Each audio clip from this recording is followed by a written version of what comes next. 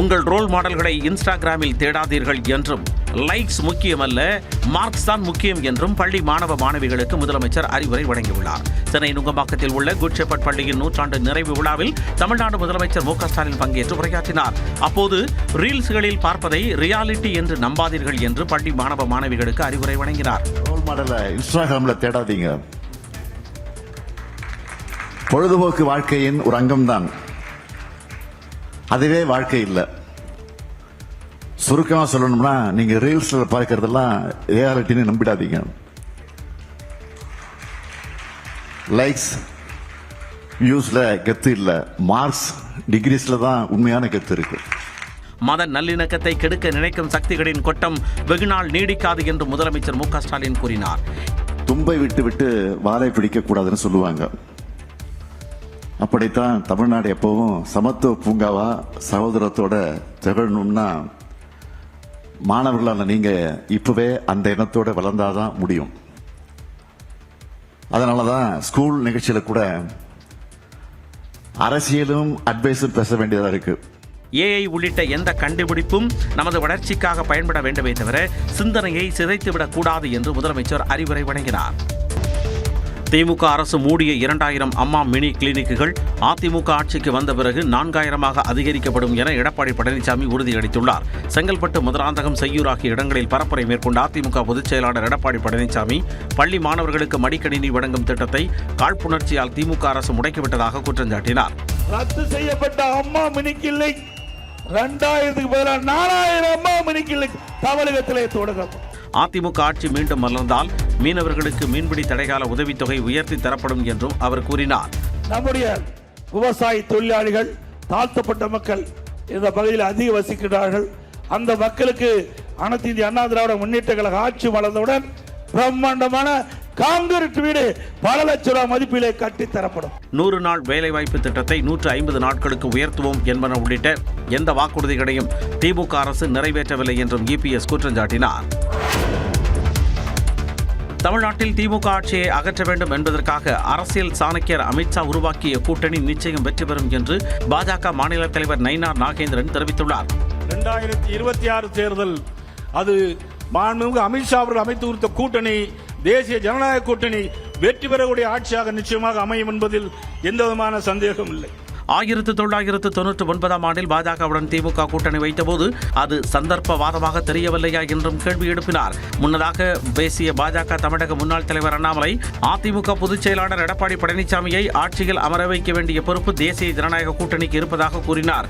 திராவிட முன்னேற்ற கழகத்தினுடைய ஆட்சியை அகற்றிவிட்டு தேசிய ஜனநாயக கூட்டணியுடைய ஆட்சி இன்று நம்முடைய எதிர்க்கட்சி தலைவராக இருக்கக்கூடிய அண்ணன் எடப்பாடி பழனிசாமி அவர்களை ஆட்சியில் அமர வைக்க வேண்டிய பொறுப்பு தேசிய ஜனநாயக கூட்டணியினுடைய ஒரு தொண்டனுக்கும் இருக்கு.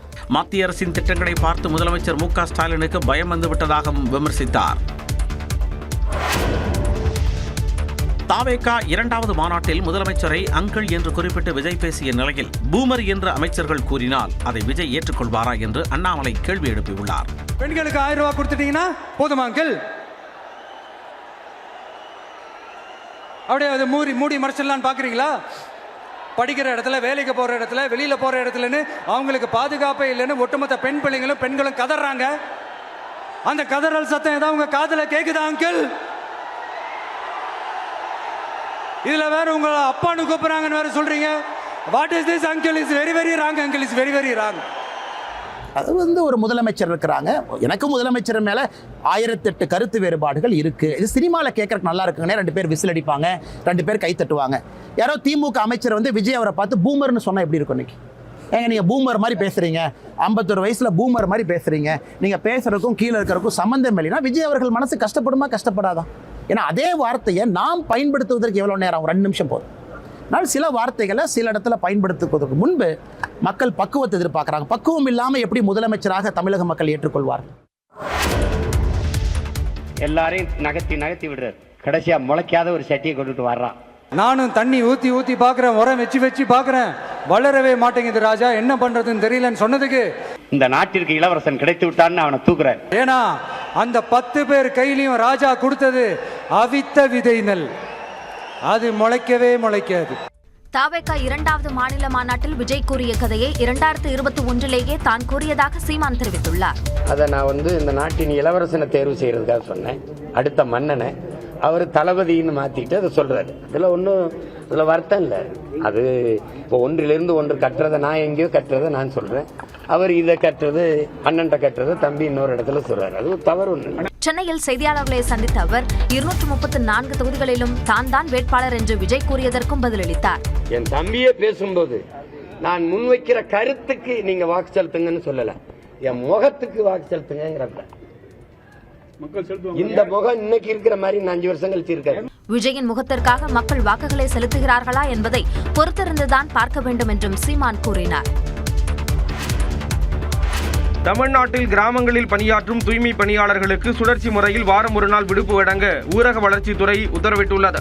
இது தொடர்பாக அனைத்து மாவட்ட ஆட்சியர்களுக்கும் ஊரக வளர்ச்சித்துறை இயக்குநர் பொன்னையா சுற்றறிக்கை அனுப்பியுள்ளார். அதில் ஊராட்சிகளில் வீடுதோறும் குப்பைகளை சேகரிக்க ஒப்பந்த அடிப்படையில் கிராம வறுமை ஒழிப்பு சங்கம், ஊராட்சி அளவிலான கூட்டமைப்புகள் மூலமாக தூய்மை பணியாளர்கள் பணியாற்றி வருவதாக குறிப்பிடப்பட்டுள்ளது. அவர்களின் நீண்ட கோரிக்கையின் அடிப்படையில் தூய்மை பணியாளர்களுக்கு விடுமுறை குறித்த உத்தரவு பிறப்பிக்கப்படுவதாக ஊரக வளர்ச்சித்துறை இயக்குநர் தெரிவித்துள்ளார்.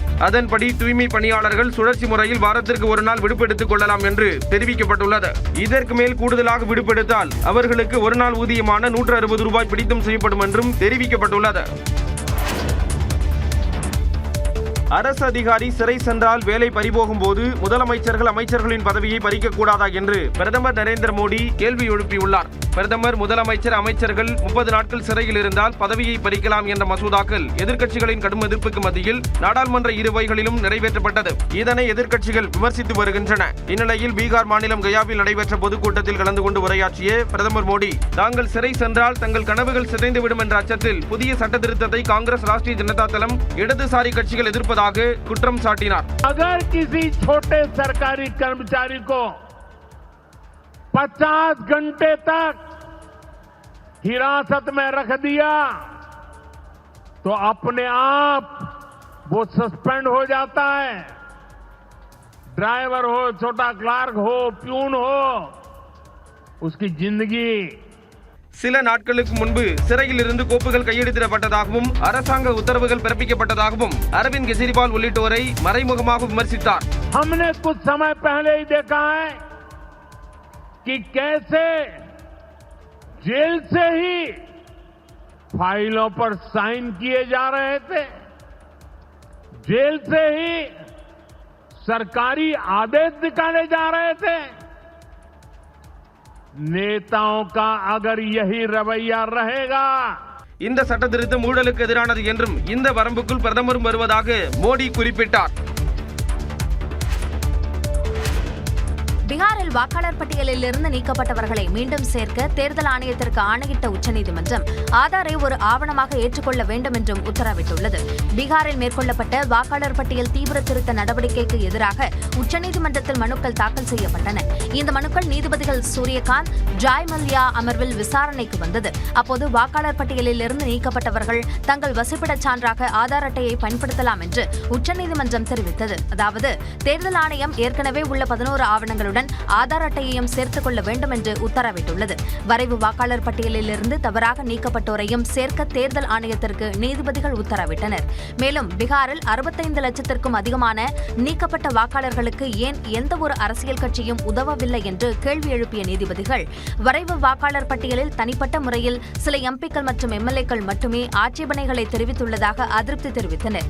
அதேநேரம் கட்சியாக எந்த ஒரு கட்சியும் ஆட்சேபனை தெரிவிக்கவில்லை என தேர்தல் ஆணையம் தெரிவித்துள்ளதையும் சுட்டிக்காட்டிய நீதிபதிகள், அரசியல் கட்சிகளின் வாக்குச்சாவடி முகவர்கள் என்ன செய்கிறார்கள் என்று கேள்வி எழுப்பினர். இதனால் வாக்காளர் பட்டியலில் இருந்து நீக்கம் செய்யப்பட்டுள்ள வாக்காளர்கள் தங்களை மீண்டும் அந்த பட்டியலில் இணைத்துக் கொள்வதற்கு அரசியல் கட்சிகள் உதவ வேண்டும் என்று நீதிபதிகள் அறிவுறுத்தினர். வரும் செப்டம்பர் 3 மற்றும் 4 தேதிகளில் நடைபெறவுள்ள ஜிஎஸ்டி கவுன்சில் கூட்டத்தில் வரி விதிப்பு சீர்திருத்தங்கள் பற்றிய முக்கிய முடிவு எடுக்கப்பட உள்ளது. அண்மையில் நடைபெற்ற சுதந்திர தின விழாவில் உரையாற்றிய பிரதமர் மோடி, மக்களுக்கு இந்த ஆண்டு தீபாவளி பண்டிகை இரட்டிப்பு மகிழ்ச்சியை தரும் என தெரிவித்தார். சாமானிய மக்களுக்கு பயன்படும் வகையில் அடுத்த தலைமுறை ஜிஎஸ்டி சீர்திருத்தங்கள் அமல்படுத்தப்பட உள்ளதாக அறிவித்தார். அதைத் தொடர்ந்து நடைபெற்ற ஜிஎஸ்டிக்கான வரி சீரமைப்புக்கான மாநில அமைச்சர்களின் குழு புதிய ஜிஎஸ்டி வரி சீர்திருத்தங்கள் தொடர்பான மத்திய அரசின் பரிந்துரைகளுக்கு ஒப்புதல் அளித்தது. அதன்படி 5, 12, 18 மற்றும் 28% என தற்போது உள்ள 4 அடுக்கு ஜிஎஸ்டி வரி விதிப்பு முறை எளிமையாக்கப்படுகிறது. அதன்படி 4 அடுக்கு வரி விதிப்பிலிருந்து 12 மற்றும் 28% ஆகிய 2 அடுக்குகள் நீக்கப்பட உள்ளன. இனிமேல் 5 மற்றும் 18 ஆகிய 2 அடுக்குகள் மட்டுமே ஜிஎஸ்டி வரி விதிப்பில் இருக்கும். இது வரும் 3-4 தேதிகளில் நடைபெறும் ஜிஎஸ்டி கவுன்சில் கூட்டத்தில் இறுதி செய்யப்பட உள்ளது. தேனி மாவட்டம் ஆண்டிப்பட்டி திமுக பேரூராட்சி தலைவர் மீது நம்பிக்கையில்லாத தீர்மானம் கொண்டுவர நடத்தப்பட்ட ரகசிய வாக்கெடுப்பு தோல்வியடைந்ததாக அறிவிக்கப்பட்டது. ஆண்டிப்பட்டி பேரூராட்சியின் தலைவராக திமுகவைச் சேர்ந்த சந்திரகலா செயல்பட்டு வரும் நிலையில் திமுக, அதிமுக உள்ளிட்ட 15 கவுன்சிலர்கள் அவர் மீது நம்பிக்கையில்லா தீர்மானம் கொண்டுவர கோரி ஆட்சியரிடம் மனு அளித்தனர். இதையடுத்து நம்பிக்கையில்லா தீர்மானம் கொண்டுவர ரகசிய வாக்கெடுப்பு நடத்த உத்தரவிடப்பட்டது. இச்சூழலில் திமுக, அதிமுக, சுயேட்சை உள்ளிட்ட எந்தவொரு கவுன்சிலரும் ரகசிய வாக்குப்பதிவிற்கு வராததால் நம்பிக்கையில்லா தீர்மானம் தோல்வியடைந்ததாக அறிவிக்கப்பட்டது. திருப்பூர் மாவட்டம் பல்லடம் அருகே வடமாநில இளைஞரை அரிவாளால் வெட்டி தாக்கிவிட்டு வழிப்பறி செய்த சம்பவம் அதிர்ச்சியை ஏற்படுத்தியுள்ளது. உப்பிலி நாயக்கன் பகுதியில் சத்தீஸ்கரைச் சேர்ந்த பிரதீப் பட்டேல் என்ற இளைஞர் மது அருந்திவிட்டு சாலையில் நடந்து சென்றார். அப்போது அவரை வழிமறித்த மர்ம நபர்கள் இருவர் பணம் மற்றும் செல்போனை கேட்டுள்ளனர். பிரதீப் பட்டேல் தர மறுத்ததால் ஆத்திரமடைந்த இளைஞர்கள் அவரை அரிவாளால் வெட்டி தாக்கி தப்பிச் சென்றனர். படுகாயமடைந்த பிரதீப் பட்டேலை அவ்வழியாக சென்றவர்கள் மீட்டு திருப்பூர் அரசு மருத்துவமனைக்கு அனுப்பி வைத்தனர். இந்நிலையில் இந்த சம்பவம் தொடர்பாக பல்லடம் போலீசார் வழக்கு பதிவு செய்து விசாரணை மேற்கொண்டு வருகின்றனர்.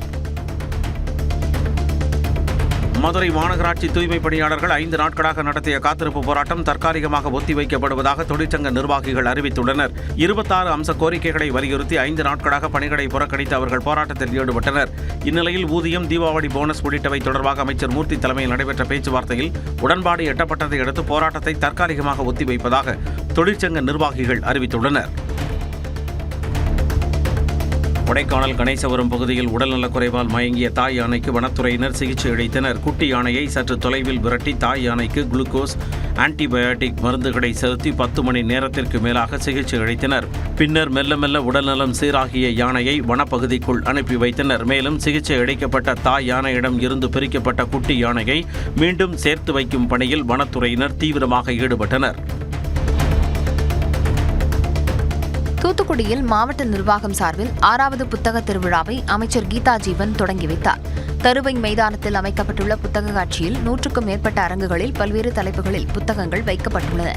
இன்றைய தலைமுறையினர் மத்தியில் வாசிப்பு பழக்கத்தை கொண்டு செல்ல வேண்டும் என்ற நோக்கத்தில் ஆண்டுதோறும் இந்த புத்தக திருவிழா நடத்தப்பட்டு வருகிறது. திருப்பத்தூர் மாவட்டம் மானியமடியில் கல்லூரி மாணவரிடம் பணம் கேட்டு தகராறு செய்ததுடன் வீடு புகுந்து அவரது தாயாரை 6 பேர் கொண்ட கும்பல் தாக்கிய சம்பவம் அதிர்ச்சியை ஏற்படுத்தியுள்ளது. ஆசிரியர் நகரைச் சேர்ந்த புர்கான் என்பவரை வழிமறித்த சிலர் அவரிடம் பணம் கேட்டு மிரட்டியுள்ளனர். அதற்கு புர்கான் இல்லை என கூறவும் அவரது செல்போனை பறித்துள்ளனர். இதனைத் தொடர்ந்து புர்கான் வீட்டிற்கு சென்ற 6 பேர் கொண்ட கும்பல் அவரது தாயாரையும் தாக்கி வீட்டின் பொருட்களை சூறையாடியுள்ளது.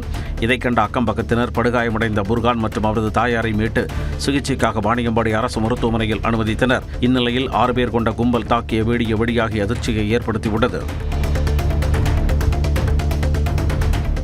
விழுப்புரத்தில் அரசு பள்ளி மாணவிகளிடம் பாலியல் சீண்டலில் ஈடுபட்ட பகுதி நேர உடற்கல்வி ஆசிரியர் போக்சோ சட்டத்தின் கீழ் கைது செய்யப்பட்டார். கீழ்பெரும்பாக்கத்தில் செயல்பட்டு வரும் அரசு பள்ளியில் பானாம்பட்டு பாதை பகுதியைச் சேர்ந்த சிவபாலன் பகுதி நேர உடற்கல்வி ஆசிரியராக பணியாற்றி வருகிறார்.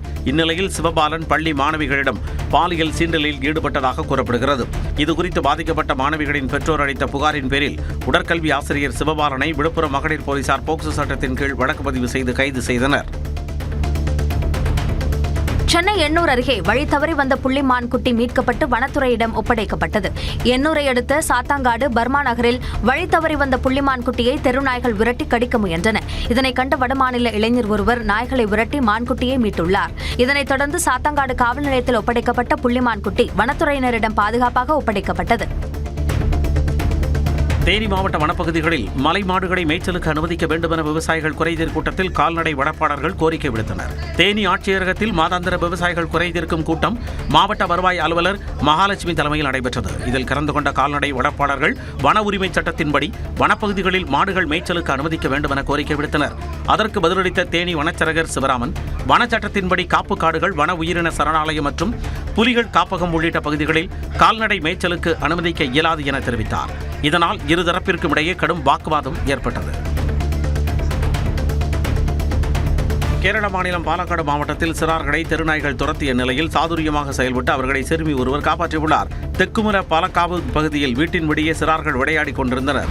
அப்போது தெருநாய்கள் விரட்டியதால் அவர்கள் பயந்து கொண்டு வீட்டிற்குள் ஓடினர். இதனை கண்ட சிறுமி ஒருவர் வீட்டின் இரும்பு கேட்டை திடீரென மூடி நாய்கள் வராமல் தடுத்து சிறுமிகளை காப்பாற்றினார். இந்த வீடியோ சமூக வலைதளங்களில் வெளியாகி வைரலாகி வருகிறது.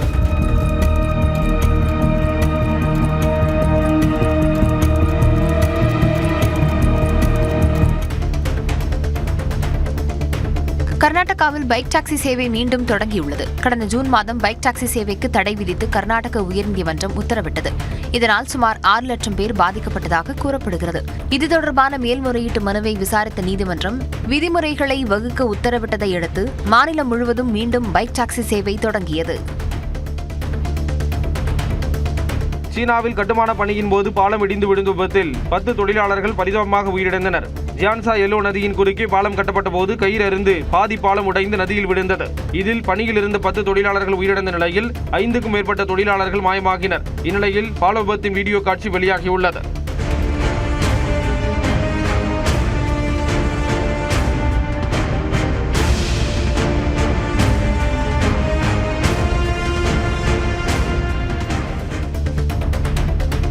அமெரிக்காவில் நயகரா நீர்வீழ்ச்சியில் இருந்து 51 பயணிகளுடன் நியூயார்க் நகரத்திற்கு திரும்பிக் கொண்டிருந்த சுற்றுலா பேருந்து பாப்லோ பகுதியில் கவிழ்ந்து விபத்திற்குள்ளானது. இந்த விபத்தில் ஒரு குழந்தை உட்பட 5 பேர் உயிரிழந்தனர். காயமடைந்தவர்கள் பேருந்து ஜன்னல் கண்ணாடிகளை உடைத்து வெளியேறினர். மகளிர் உலகக்கோப்பை கிரிக்கெட் தொடருக்கான அட்டவணையை சர்வதேச கிரிக்கெட் கவுன்சில் வெளியிட்டுள்ளது. செப்டம்பர் 30 முதல் நவம்பர் 2ஆம் தேதி வரை இந்தியா மற்றும் இலங்கையில் போட்டிகள் நடைபெறுகின்றன. முதல் ஆட்டத்தில் செப்டம்பர் 30ஆம் தேதி இந்தியா இலங்கை அணிகள் மோதுகின்றன. இந்தியா பாகிஸ்தான் அணிகள் இடையிலான ஆட்டம் அக்டோபர் 5ஆம் தேதி கொழும்புவில் நடைபெறுகிறது. பாகிஸ்தான் அணி விளையாடும் அனைத்து ஆட்டங்களும் இலங்கைக்கு மாற்றப்பட்டுள்ளது. சென்னையில் ஒரு போட்டி கூட நடைபெறாத நிலையில் அவை நவி மும்பைக்கு மாற்றப்பட்டுள்ளது. மேலும் பாகிஸ்தானின் வெற்றியை பொறுத்து இறுதிப் போட்டி நவி மும்பையில் நடைபெறுமா அல்லது கொழும்பு நடைபெறுமா என்பது தெரிய வரும். இந்திய கிரிக்கெட் அணியின் தேர்வுக்குழு உறுப்பினராக முன்னாள் வீரர் பிரக்யான் ஓஜா தேர்வானதாக தகவல் வெளியாகியுள்ளது. அஜித் அகர்கர் தலைமையிலான தேர்வுக்குழுவில் தென் மண்டலத்திற்கான பிரதிநிதியாக பிரக்யான் ஓஜா தேர்வாகியுள்ளார் என்று கூறப்படுகிறது. முன்னதாக அஜித் அகர்கரின் பதவிக்காலம் அடுத்த ஆண்டு ஜூன் வரை நீட்டிக்கப்பட்டது. சுழற்பந்து வீச்சாளரான பிரக்யான் ஓஜா இந்திய அணிக்காக 3 வடிவிலான கிரிக்கெட் தொடர்களிலும் 48 போட்டிகளில் விளையாடி மொத்தம் 144 விக்கெட்டுகளை வீழ்த்தியுள்ளார். தமிழ்நாட்டில் முதலீடு செய்வது தொடர்பாக முதலமைச்சர் மு க ஸ்டாலினுடன் ஹவாசுங் காலனி குடும்ப நிறுவனத்தின் முதன்மை செயல் அலுவலர் லீ சந்தித்து பேசினார்.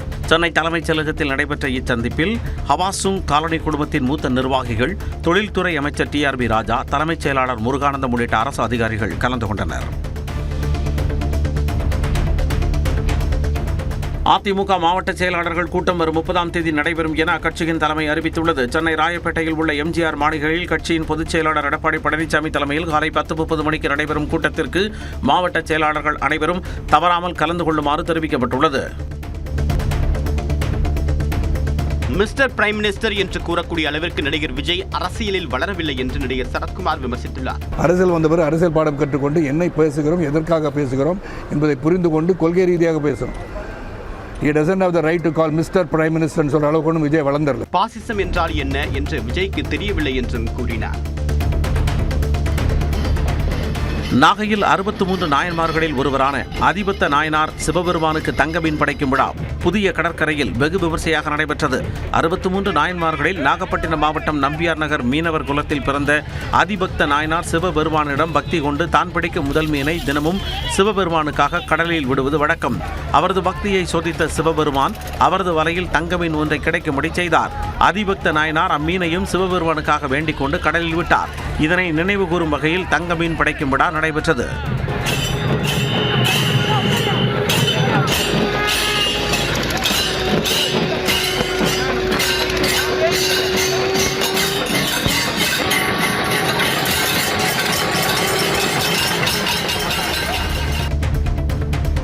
ஈரோடு மாவட்டம் கோபிச்செட்டிப்பாளையம் அருகே காவல் சிறப்பு உதவி ஆய்வாளரை தாக்கிய 2 கைது செய்யப்பட்டனர். கோபிச்செட்டிப்பாளையம் காவல் நிலையத்தில் சிறப்பு உதவி ஆய்வாளராக பணியாற்றும் கண்ணுச்சாமியும் காவலர் சக்திவேலும் வெள்ளாளப்பாளையம் பகுதியில் ரோந்து பணியில் ஈடுபட்டனர். அப்போது பேருந்து நிறுத்தத்தின் அருகே மது போதையில் இருந்த குமார் மற்றும் பிரபாகரன் ஆகிய 2 உதவி ஆய்வாளர் கண்ணுசாமியை தகாத வார்த்தைகளால் திட்டி சரமாரியாக தாக்கிவிட்டு தப்பியோடியுள்ளனர். இதுகுறித்து உதவி ஆய்வாளர் கண்ணுசாமி அளித்த புகாரின் பேரில் அந்தியூர் பகுதியைச் சேர்ந்த குமார் மற்றும் பிரபாகரன் ஆகிய 2 போலீசார் கைது செய்தனர். சேலம் மாநகராட்சி 55வது கூட்டத்தில் 15 நாட்களுக்கு ஒருமுறை மட்டுமே குடிநீர் விநியோகம் செய்வதாக கூறி திமுக கவுன்சிலர் தலைமையில் பொதுமக்கள் காலிக்குடங்களுடன் போராட்டத்தில் ஈடுபட்டனர். 55வது கூட்ட திமுக கவுன்சிலர் தனலட்சுமி தலைமையில் 100க்கும் மேற்பட்ட பெண்கள் மற்றும் ஆண்கள் காலிக்குடங்களுடன் தாதகாப்பட்டி பகுதியில் உள்ள மேல்நிலை நீர்த்தேக்க தொட்டி அலுவலகத்தை முற்றுகையிட்டு முழக்கங்களை எழுப்பினர். கன்னியாகுமரி மாவட்டம் திங்கள் நகர் அருகே விபத்தில் சிக்கி பலத்த காயமடைந்த மூதாட்டி சிகிச்சை பலனின்றி உயிரிழந்தார். குசவன்குழியைச் சேர்ந்த பஞ்சவர்ணம் பேயன்குழி திங்கள் நகர் சாலையில் ஓரமாக நடந்து சென்றபோது அதிவேகமாக வந்த சொகுசு கார் மோதியது. இதில் பலத்த காயமடைந்த அவரை மீட்ட அக்கம்பக்கத்தினர் ஆசாரிப்பள்ள மருத்துவக் கல்லூரி மருத்துவமனையில் அனுமதித்தனர். அங்கு தீவிர சிகிச்சை பிரிவில் அனுமதிக்கப்பட்டிருந்த பஞ்சவர்ணம் பரிதாபமாக உயிரிழந்தார். பெரம்பலூர் மாவட்டம் கீழப்புலியூரில் பச்சையம்மன் கோவிலில் ஆவணி மாத திருவிழாவை முன்னிட்டு தீமிதி திருவிழா விமர்சையாக நடைபெற்றது. பச்சையம்மன் கோவிலில் ஆவணி மாத திருத்தேர் திருவிழா கடந்த ஆகஸ்ட் 8ஆம் தேதி தொடங்கிய நிலையில் விழாவின் முக்கிய நிகழ்ச்சியான தீமிதி திருவிழா விமர்சையாக நடைபெற்றது. இதில் விரதமிருந்த ஆயிரக்கணக்கான பக்தர்கள் தீமிதித்து தங்களது நேர்த்திக் கடனை செலுத்தினர். இதனிடையே தீமிதி திருவிழாவின் போது கோவில் பூசாரி பச்சமுத்து நிலை தடுமாறி தீக்குண்டத்தில் விழுந்ததால் பரபரப்பு ஏற்பட்டது.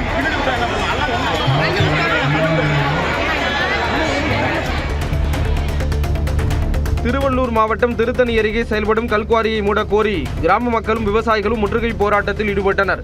பள்ளிப்பட்டு செல்லும் மாநில நெடுஞ்சாலையில் உள்ள எல்லம்பள்ளி கிராமத்தில் இயங்கி வரும் குவாரிகள் வெடி வைத்து அதிக ஆழத்து கல் உடைத்து எடுக்கப்படுவதாக தெரிகிறது. மேலும் அதிக கனரக டிப்பர் லாரிகள் கல்குவாரிக்கு வருவதால் சாலைகள் முற்றிலுமாக சேதமடைந்து விட்டதாக அப்பகுதி மக்கள் குற்றம் சாட்டினர். இதுகுறித்து பலமுறை புகார் அளித்தும் நடவடிக்கை எடுக்கவில்லை என கூறி கல்குவாரியை முற்றுகையிட்டு விவசாயிகள் போராட்டத்தில் ஈடுபட்டனர். இதையடுத்து திருத்தணி வட்டாட்சியர் மலர்விழி நடவடிக்கை எடுப்பதாக உறுதியளித்ததை அடுத்து பொதுமக்கள் கலைந்து சென்றனர். சென்னை பல்லாவரத்தில் மதுபோதையில் தனியார் கல்லூரி பேருந்தை ஓட்டி வந்து விபத்தை ஏற்படுத்திய ஓட்டுநர் மீது வழக்கு பதிவு செய்யப்பட்டுள்ளது. தனியார் பேருந்து சாலை தடுப்புச் சுவற்றின் மீது மோதி விபத்தால் ஜிஎஸ்டி சாலையில் கடும் போக்குவரத்து நெரிசல் ஏற்பட்டு 3 கிலோமீட்டர் தூரத்திற்கு வாகனங்கள் அணிவகுத்து நின்றன. இதையடுத்து தகவல் அறிந்து வந்த குரும்பேட்டை போக்குவரத்து புலனாய்வு காவலர்கள் நடத்திய விசாரணையில் விபத்தை ஏற்படுத்திய ஓட்டுநர் மதுபோதையில் இருந்தது தெரிய வந்தது. இதையடுத்து அவர் மீது வழக்கு பதிவு செய்தனர். அரியலூர் மாவட்டம் செந்துறை அருகே வெடிமாநில மது பாட்டில்களை காரில் கடத்தி வந்த நபர் கைது செய்யப்பட்டார். இரும்புலிக்குறிச்சி கடைவீதியில் போலீசார் வாகன சோதனையில் ஈடுபட்ட போது சந்தேகத்திற்கிடமாக வந்த காரை சோதனை செய்தனர். அப்போது அதில் புதுச்சேரி மதுபான பாட்டில்கள் இருப்பது தெரிய வந்தது. இதையடுத்து மது பாட்டில்களை கடத்தி வந்த உஞ்சினி கிராமத்தைச் சேர்ந்த பிரபு என்பவரை கைது செய்த போலீசார் அவரிடம் இருந்து 300 மதுபான பாட்டில்கள் மற்றும் காரை பறிமுதல் செய்தனர்.